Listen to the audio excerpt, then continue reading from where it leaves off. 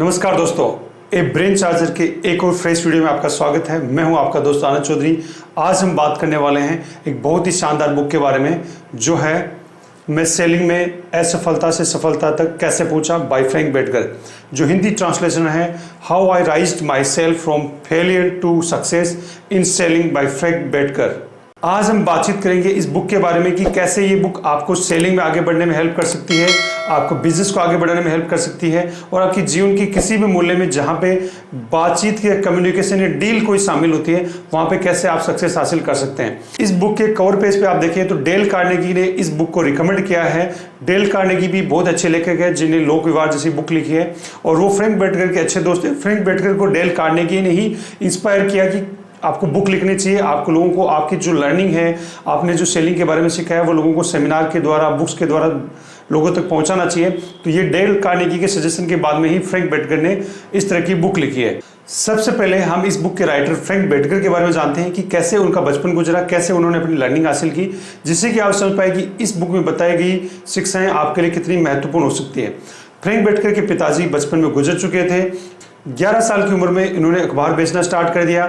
14 साल की उम्र में आर्थिक तंगी के कारण उन्होंने स्कूल छोड़ दिया। उसके बाद में ये कुछ काम करने लगे और 18 साल के होते होते बेसबॉल जो गेम होता है उससे जुड़ गए, उसके खिलाड़ी बन गए। बाह में चोट के कारण उन्हें बेसबॉल छोड़ना पड़ा। उसके बाद में वो एंटर हुए सेलिंग के बिजनेस में। सेलिंग करते करते जब वो 29 ईयर्स के यानी 29 साल के हुए तो वो सेलिंग के मामले में पूर्णतः असफल थे। उन्हें बहुत ज़्यादा कोई सफलता नहीं मिली थी, लेकिन उसके बाद में उन्होंने जो सीखी, लर्निंग करना स्टार्ट किया, अपनी चीज़ों को अप्लाई करना स्टार्ट किया, बहुत सारे वर्कशॉप में जाना स्टार्ट किया। उन्हीं सभी लर्निंग के साथ वो जब अपनी तरक्की करने लगे तो मात्र 12 साल में 40 साल यानी 40 ईयर्स के जब हुए तब तक वो रिटायर हो चुके थे। रिटायर का मतलब ऐसा काम उन्हें नहीं करना जो सिर्फ रोजी रोटी के लिए हो, यानी उसके बाद में उन्हें रोजी रोटी कमाई की कोई टेंशन नहीं थी। उन्होंने इतना एम्पायर, इतना अपना वेल्थ अचीव कर ली जिससे कि वो सुकून से रह सके और अपनी इच्छा का, अपनी मर्जी का काम कर सके। उसके बाद में उन्होंने लोगों को सेमिनार के द्वारा सिखाना स्टार्ट किया, सेलिंग के बारे में बुक्स लिखी और बहुत ही ज़्यादा सक्सेसफुल वो हो पाए अपनी लाइफ में। तो ऐसे ही लेखक के बारे में अगर आप जान गए कि ऐसे लेखक की जीरो से स्टार्ट होके लर्निंग करते हुए आगे बढ़े, असफल रहे, फिर आगे बढ़े और एक दिन सफलता हासिल की, ऐसे इंसान की लिखी ये बुक है। अब हम जानते हैं इस बुक में लिखी हुई लर्निंग के बारे में, जो आपके जीवन को बदल सकती है, आपके जीवन में बहुत ही बड़ा बदलाव कर सकती है। देखिए, वैसे तो फ्रैंक बेटकर जो इस बुक के लेखक हैं वो लाइफ इंश्योरेंस सेल करने वाले इंसान थे। ये लाइफ इंश्योरेंस सेल करते थे, लेकिन मैं आपको ये कहना चाहता हूँ कि सिर्फ लाइफ इंश्योरेंस सेल करने वालों के लिए ही बुक इंपॉर्टेंट नहीं है।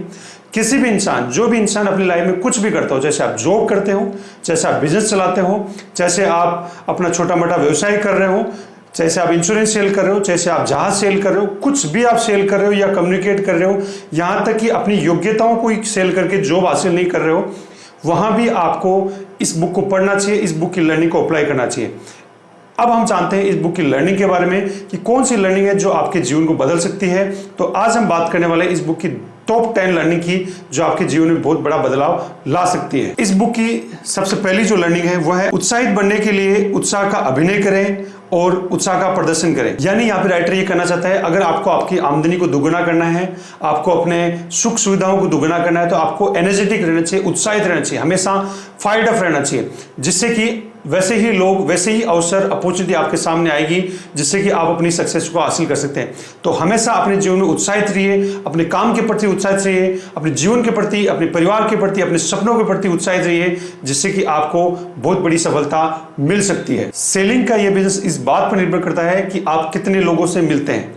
ये दूसरी लर्निंग है इस बुक की, यानी आपको रोज बाहर निकल के 4 से 5 लोगों से मुलाकात करनी चाहिए, उनसे दोस्ती बढ़ानी चाहिए, उनसे नंबर एक्सचेंज करने चाहिए, उन्हें अपने सोशल मीडिया पे जोड़ना चाहिए, जिससे कि कम्युनिकेशन स्थापित हो सके, आप एक दूसरे को जान सके। आप जितने ज़्यादा लोगों से मिलेंगे, जितने ज़्यादा लोगों से दोस्ती बढ़ाएंगे, जितने ज़्यादा लोगों के कॉन्टैक्ट नंबर सेव करेंगे, उतनी ही बड़ी सफलता आपको सेलिंग में मिल सकती है, आपके जीवन में मिल सकती है। इस बुक की तीसरी जो लर्निंग है वो ये है कि अगर आपके अंदर डर है किसी से बातचीत करने का, अपनी बात को रखने का, और आप अपने अंदर आत्मविश्वास बिल्ड करना चाहते हैं, साहस बिल्ड करना चाहते हैं, तो आपको पब्लिक स्पीकिंग कोर्स करने चाहिए।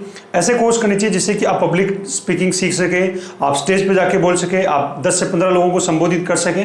अगर आप ये करना चाहते हैं तो आपको पब्लिक स्पीकिंग के कोर्स करने चाहिए, जिससे कि आप अपनी बात को बेहतर तरीके से कम्युनिकेट कर सकते हैं, संबंध स्थापित कर सकते हैं और अपने जीवन में तरक्की हासिल कर सकते हैं। इस बुक की चौथी जो लर्निंग है वो ये है कि यदि आपको खुद को व्यवस्थित करने में दिक्कत आ रही है, अगर आप सोचने की अपनी योग्यताओं को बढ़ाना चाहते हैं और यदि आप कामों को उनके महत्व के क्रम में करना चाहते हैं, तो आपको एक ही बात याद रखनी है, वो यह है कि सोचने के लिए अधिक समय निकालें और कामों को उनके महत्व के क्रम में करें। अगर आप अपने लाइफ में सफलता चाहते हैं, चाहे वो सेलिंग हो, सेलिंग के अलावा कोई भी फील्ड हो सकता है, तो आपको एक बातचीत ध्यान रखनी चाहिए, वो है कि आपको सोचने के लिए ज़्यादा समय निकालना चाहिए और काम जो आप करते हैं उनको उनकी प्रायोरिटी के हिसाब से करना चाहिए, जिससे कि काम उलझे नहीं, आप सही तरीके से कर पाए। और जितना ज़्यादा आप सोचेंगे तो आपको नए नए विचार, नए आइडिया मिलेंगे, उनको इंप्लीमेंट करके आप जल्दी सफलता हासिल कर सकते हैं बिना किसी उलझन के, बिना किसी झंझट के। इस बुक की 5th जो लर्निंग है वो यह है कि सेल्समैनशिप का सबसे महत्वपूर्ण रहस्य यह पता लगाना है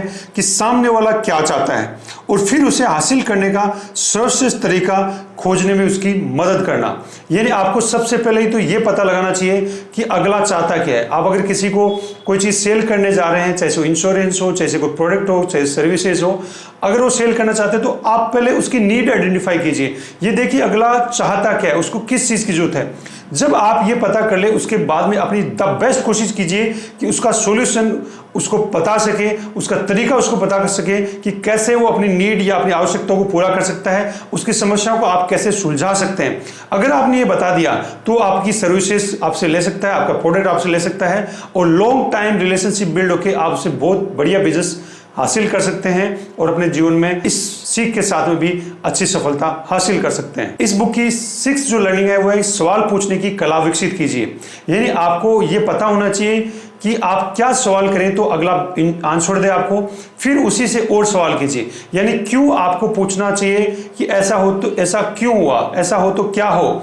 अगर उससे आप ऐसे सवाल पूछ के उनकी बातों को निकलवा पाए, जितने ज़्यादा आप सवाल पूछेंगे वो अपनी ज़्यादा आवश्यकताएं, नीड आपको एक्सप्लेन कर पाएगा और इससे आप उनको बेहतर समाधान अवेलेबल करा पाएंगे और इसी के साथ अपने प्रोडक्ट और सर्विसेज को आप सेल कर पाएंगे, अपनी काबिलियत को सेल कर पाएंगे। ये नहीं तो क्या, ये नहीं तो क्या। अगर ऐसे सवाल पूछ के आप उसको आसान कर पाए, उसको समझा पाए कि उसको किस चीज़ की जरूरत है, तो आपका काम आसान हो जाएगा। इस बुक की 7 नंबर जो लर्निंग है वो ये है कि छुपी हुई आपत्ति या असली कारण का पता लगाए। देखिए जब भी आप किसी को कोई चीज़ सेल करते हैं या सेल करने की कोशिश करते हैं तो वो आपको एक ऑब्जेक्शन देता है, ऑब्जेक्शन क्रिएट करता है। वो ये है कि जैसे जनरली आप किसी को प्रोडक्ट या कोई बुक बता रहे हैं, कोई सर्विसेज बता रहे हैं, तो वो अगला बोलता है कि आपका प्रोडक्ट बहुत ही महंगा है। तो यहाँ पे असली सवाल ये नहीं है कि वो प्रोडक्ट महंगा है, असली सवाल और कुछ होता है कि अभी मैं इसका बजट अफोर्ड नहीं कर सकता, अभी मुझे और दूसरा कोई काम है, अभी मुझे कुछ समय नहीं है, अभी मेरी परिवार की स्थिति कोई खराब है, अभी मुझे दूसरे से पूछना पड़ेगा। तो वो सही कारण पता कीजिए कि वो मना क्यों कर रहा है, आपत्ति क्यों जता रहा है। अगर आपने सही कारण आइडेंटिफाई कर लिया, सही कारण देख लिया, वो हो सकता है सवाल पूछ के, अगर आप क्वेश्चन सही पूछेंगे तो वो आपको सही आंसर दे सकता है। तो जिस दिन आप सही सवाल पूछ के उसकी रियल समस्या, रियल आपत्ति का कारण जान पाएंगे, उस दिन आप बेहतर तरीके से सेल कर पाएंगे, जैसे वो कुछ भी हो। इस बुक की जो सेलिंग से संबंधित जो लर्निंग है वो है श्रोता बने, अच्छे श्रोता बने। आपको अच्छा लिसनर बनना चाहिए। अगर आप अच्छा श्रोता बनेंगे और अगले की बात को ध्यान से सुनेंगे तो आपको वहीं पे आपको सेल करने के पॉइंट मिल जाएंगे। दूसरा, आप किसी की तारीफ कीजिए। अगर किसी इंसान की कोई कंपनी है, कोई वो कुछ बिजनेस रन कर रहा है तो उसकी तारीफ कीजिए, सच्चे दिल से तारीफ कीजिए, सच्चे दिल से सराहना कीजिए। उसकी खुद की कर सकते हैं, उसकी कंपनी कर सकते हैं। उनसे ये पूछिए कि आप कैसे इस कंपनी को बना पाए, इतनी शानदार कंपनी बना पाए। लेकिन वो क्वेश्चन आपका ईमानदार होनी चाहिए, झूठ नहीं बोलनी। अगर आप वो क्वेश्चन करते हैं और अगला आंसर देता है तो वो आपको दिल खोल के अपने बारे में बताएगा, दिल खोल के बताएगा कैसे उसने अपने काम धंधे की शुरुआत की, कैसे उस लेवल पर पहुंचा। अगर आप ये चीज़ जान पाए, इससे आपकी रिलेशनशिप स्ट्रॉन्ग हो पाए, उसके बाद में आप उसको इजीली सेल कर सकते हैं।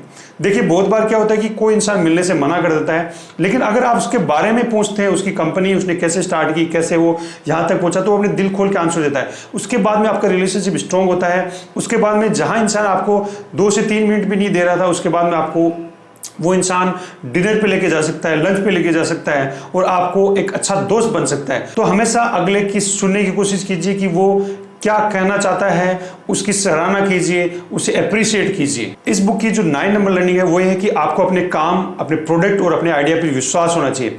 यानी आप किसी के इंसान को कोई चीज़ सेल करने जा रहे हैं तो आपको कम से कम आपके प्रोडक्ट पे विश्वास होना चाहिए, आपका जो आइडिया है उस पर विश्वास होना चाहिए। अगर आप खुद भी अदरजूल में है, आपको भी कॉन्फिडेंस नहीं है, तो अगला स्थिति को भांप जाता है और आपसे प्रोडक्ट या सर्विसेज परचेज नहीं करता है। तो आपको अपनी चीज़ पे, अपने आइडिया पे सबसे पहले आपको खुद को विश्वास होना चाहिए। आप अगले को विश्वास दिलाने जा रहे हैं, उससे पहले आप खुद का विश्वास बिल्ड कीजिए। उसके लिए आप क्या कर सकते हैं, बहुत सारे आप डाटा इकट्ठा कीजिए, जाने उस इंडस्ट्री के बारे में, जाने उस प्रोडक्ट के बारे में, जाने उस आदमी को क्या चाहिए उसके बारे में।